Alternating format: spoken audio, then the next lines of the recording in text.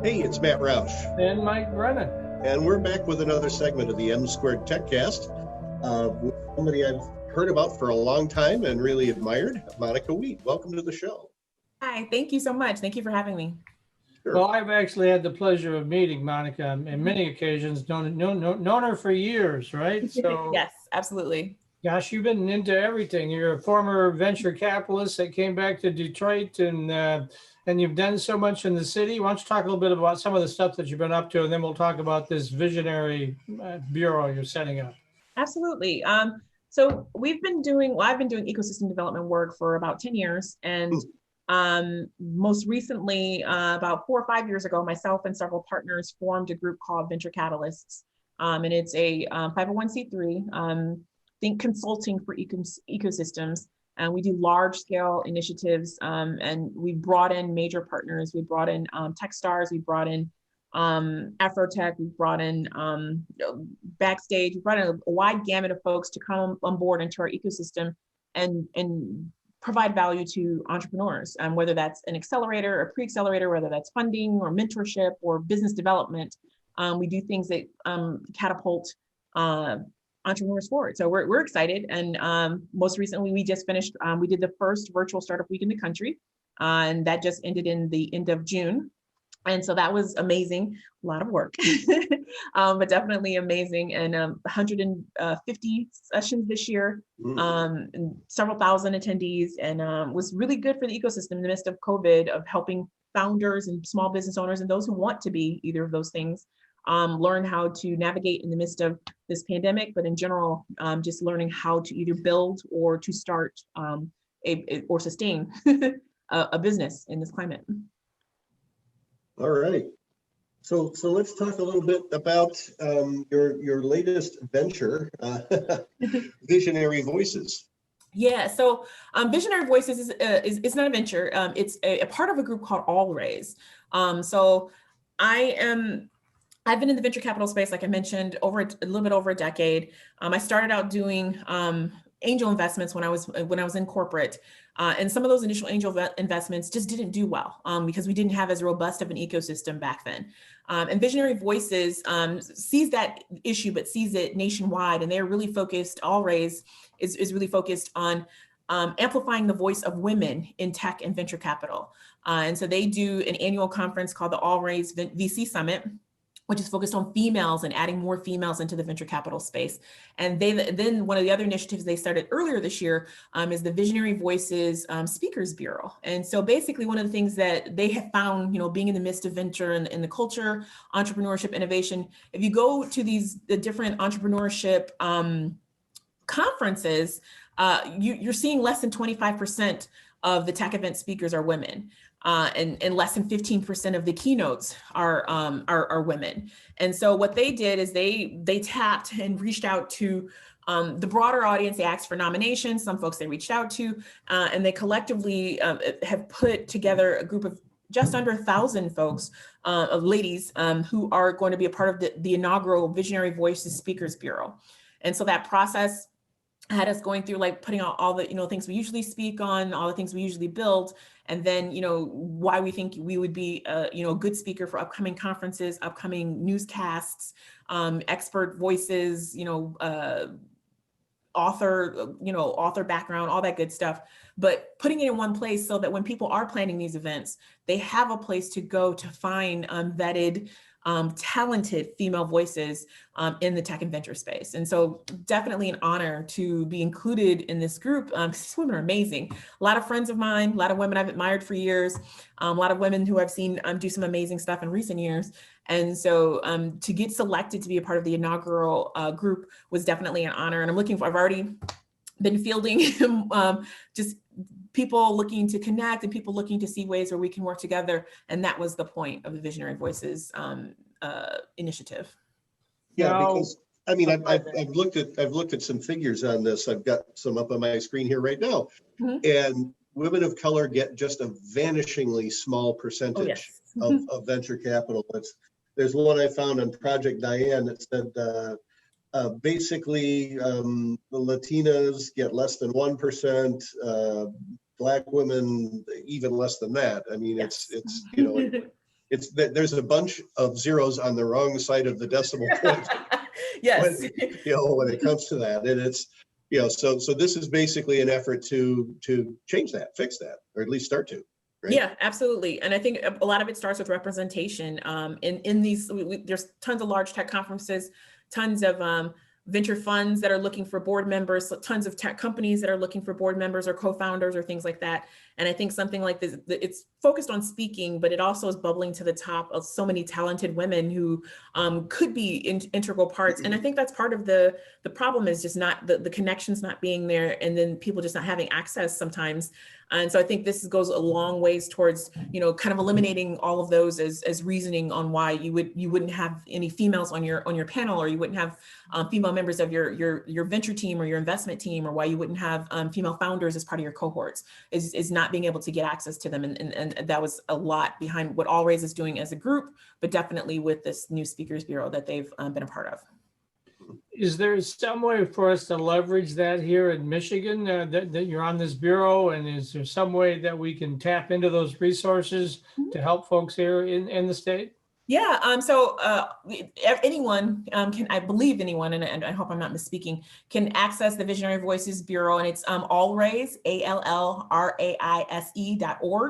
/visionary voices, all one word. So it's allraise.org /visionary voices. And if you go on that page, the very top link says see the speakers, and you can see all of the speakers and have ways to get in contact with them. And that, again, figures out ways. Now, right now, especially in the midst of the pandemic, a lot of folks are doing things virtual. So you have the opportunity to get access to folks who normally you couldn't get access to. So I think that definitely benefits Michigan and the Detroit area, because there's speakers and folks that we could have in the mix that we wouldn't normally be able to get because, them coming live, travel costs, all that kind of stuff.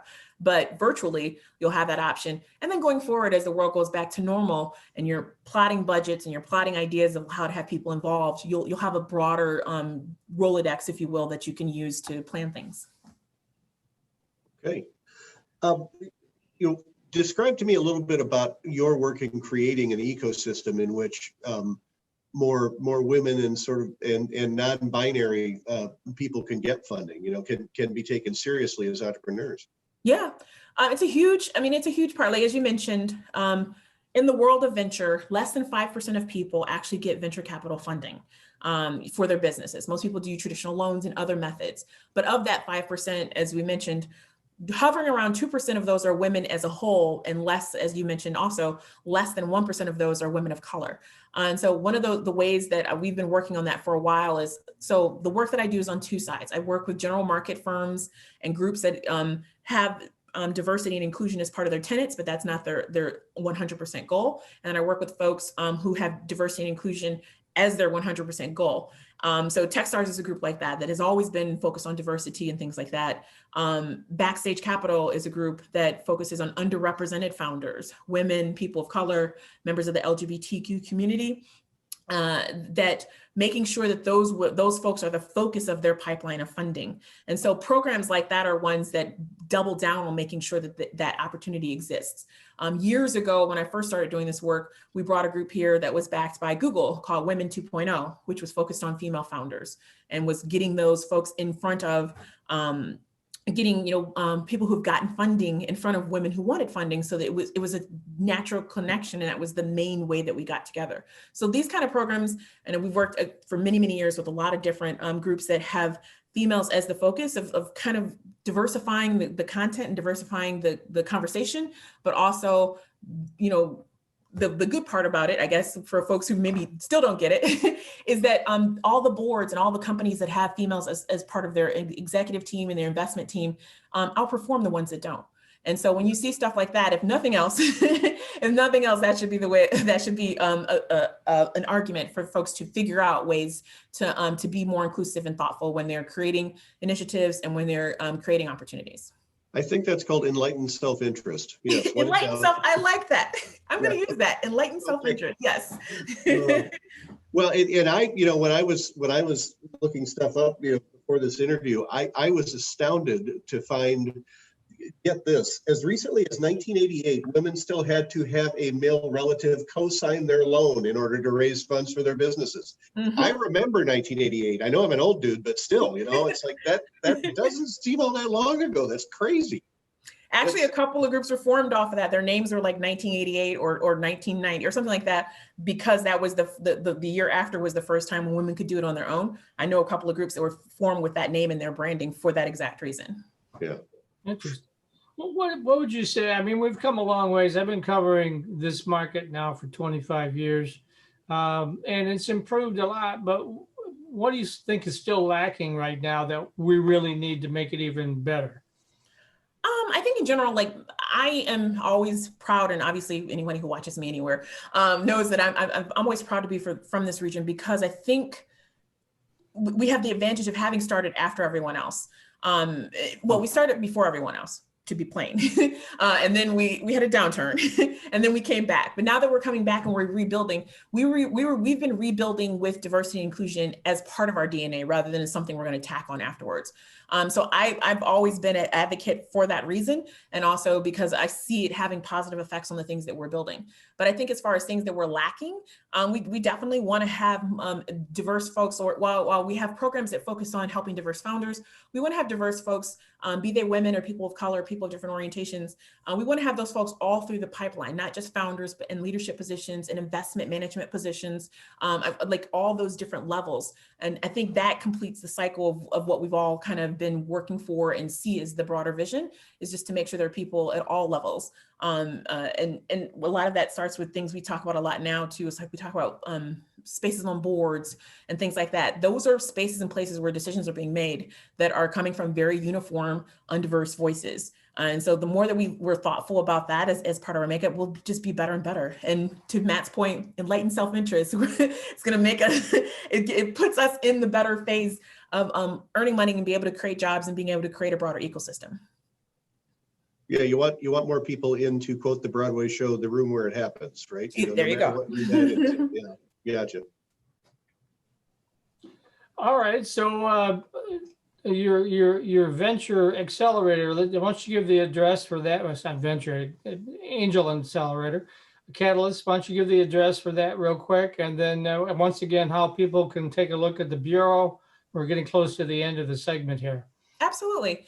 So Venture Catalyst 501c3 is at www.venture, VENTURE, Catalyst, CATALYSTS.co. There's no M at the end. So that's a Venture Catalyst. That's our 501c3 ecosystem development group. And then the Visionary Voices Speakers Bureau. Tons of great ladies on there. Highly encourage everyone to get on there and just check it out if nothing else. It's at allraise, allraise.org/visionary voices. And so I hope everyone gets a chance to check out both and join us, especially in Venture Catalyst, as we continue to do our work in Detroit and in other cities nationwide. And we're looking forward to just gaining even more partners at the outset of this pandemic and continuing to build. Okay. Matt? All right, Monica Wheat, doing the Lord's work to make entrepreneurship a little bit more diverse. And congratulations on your successes so far, and much success. Traditional four-year students love Lawrence Technological University's thriving campus life. But LTU has always met non-traditional students' needs too. Lawrence Tech offers over 100 degree and certificate programs that can get adult students started or back on track. And most of our classes are conveniently offered evenings at our beautiful Southfield campus or online, so you can balance your social, family, and work life even while you power up your career. Lawrence Tech, where Blue Devils dare.